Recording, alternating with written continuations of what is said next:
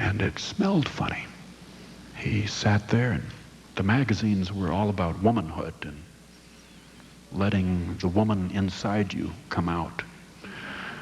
And they were men's magazines, but they were still about this. But he sat there, feeling a little leery, when a girl stuck her head around a corner, and she said, "Yeah." He said, "You're probably too busy to take me," he said, hopefully, rising. He said, "You're probably all booked up. You probably can't take me right away." Looking at her, her hair was a kind of an odd tinge of pink. It looked like she hadn't been having enough vitamins or had been having too many of the wrong kind. She said, "No," she said, "I can take you right now." She said, "My name's Candy. Come on back in." So he followed her back in, into a little cubicle, an ordinary chair.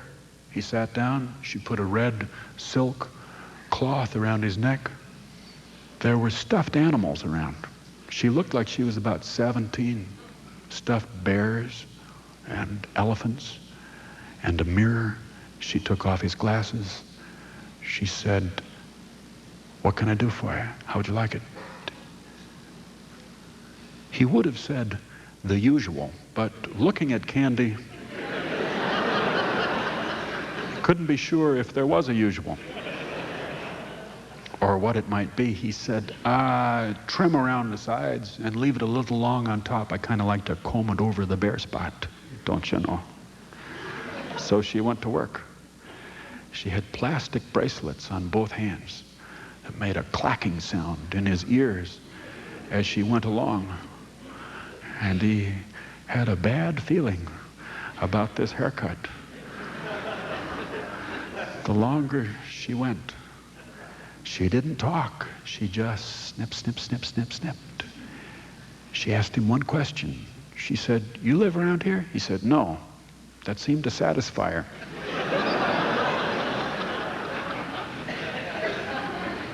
She said, finally, at the end, putting down her scissors, "So, what do you think?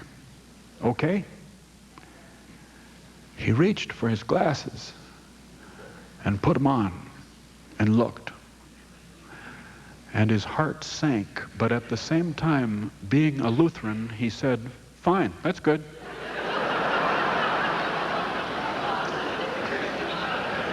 She hadn't put on a big red nose on his face or painted on big red smiley lips, but the hair was about right.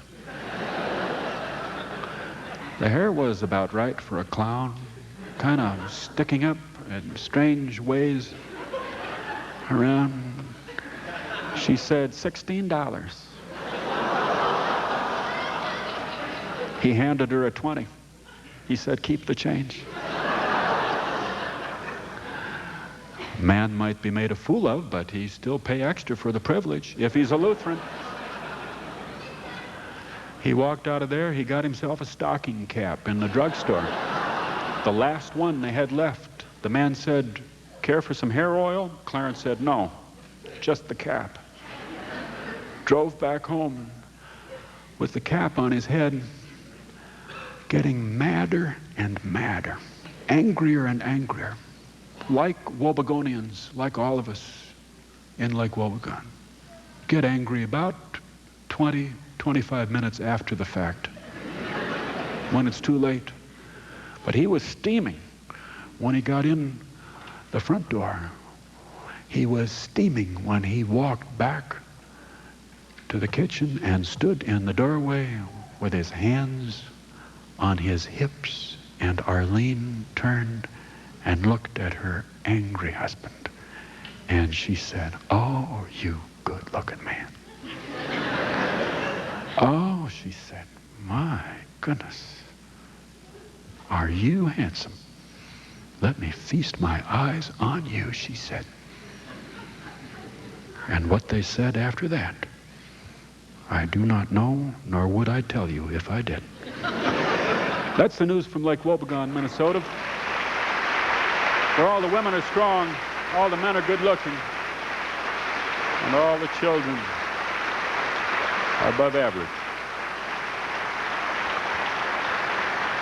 Oh, say yonder. Let me hear you a little bit on your nickel harp. Would you play me a tune, would you?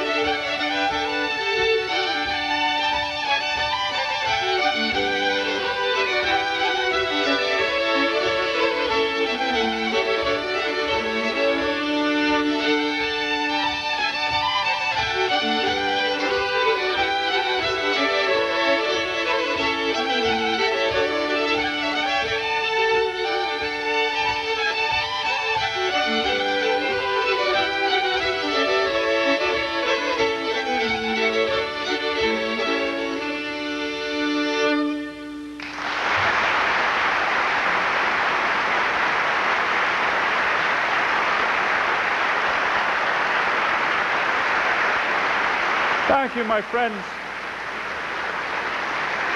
Thank you. What a beautiful tune. We'll look forward to 1988 when they send over whole troops of them from Sweden to play that beautiful, beautiful music. I want to say hello to Ray and Marion Cannon from their son Todd. Thanks for the car loan. Happy birthday to Debbie from the man sitting next to her tonight. Mary Jo in Iowa. Hope you're on the mend, say Ed and Kelly. Happy 17th anniversary to Bob and Diantha, who came from Boston to celebrate. Tracy, Kim, and Craig Westergaard, thanks for sending us to visit Minnesota. Almost as pretty as Greensboro, North Carolina, they say. Barbara and Duffy send greetings to Paul and Suzanne of Dallas, Texas. We are coming to the wedding, they say. I want to say hello to my old neighbor from Lake Wobegon. Hilmer Gunsel, who is here tonight, someplace out there. He can see me, I can't see him. He just had his eyes fixed. So he's seeing me more clearly than he may perhaps want to. Glad he could come to be with us tonight at the show.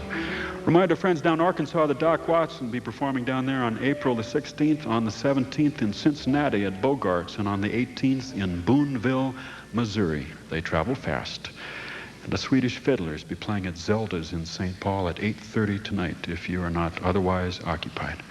Here's an old Carter family tune. Let's do a little bit of this sweet tune here before we say goodnight. Are you tired of me, my darling? Are you tired of me, my darling? Did you mean those words you said that have made me love you forever? Since the day that we were wed, tell me, would you do it over?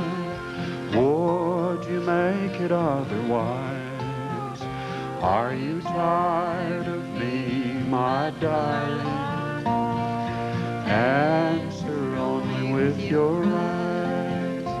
Do you still recall the springtime when the two of us first met and spoke words of warm affection?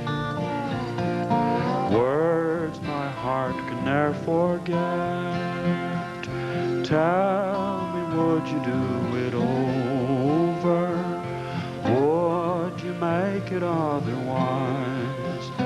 Are you tired of me, my darling? Answer only with your eyes.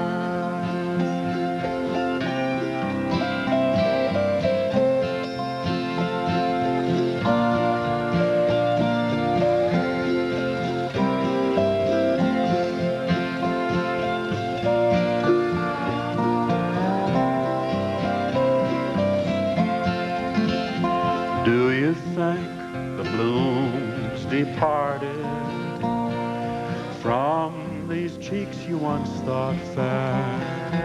Do you think I've grown cold-hearted from a load of toil and care?